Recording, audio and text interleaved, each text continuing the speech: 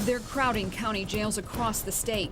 People suffering from mental illness. A jail facility really isn't the most therapeutic environment for those folks, but they've got charges pending, and so they're our responsibility. The number of mentally ill people behind bars has risen over the past 30 years. Since then, the state has shut down more than 50 mental hospitals as part of a national movement toward deinstitutionalization. Now, Jackson County Sheriff Dan Hines says about 20% of his inmates are mentally ill.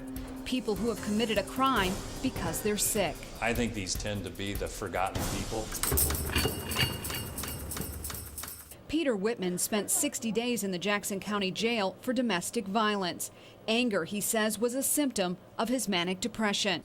And I would try to control it by taking benzodiazepines, and especially Xanax, and it made it worse because I would take more of them. And by the time I was arrested, I was just out of control. I don't even remember half of what I did do. A lot of these people really struggle with their existence on the outside, and it has been tough for our staff. A staff trying to run a jail much like a mental institution, dispensing pricey medications and isolating unruly prisoners who can't cope with others. You know, they got me isolation and stuff.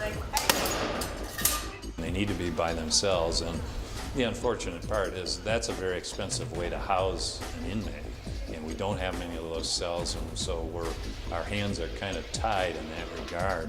For Whitman, the time behind bars was a wake-up call, a tough way to get help for a mental illness he says ruled his life.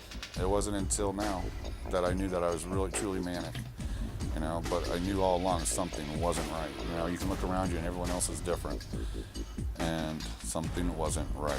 You hear the gavel enough, you kind of get the gist that something isn't right. For Hines, a tough balance between housing criminals and getting help for those struggling with mental illness. Well, I think the system is beginning to understand that we got a problem here and that we need to do a better job with handling those folks.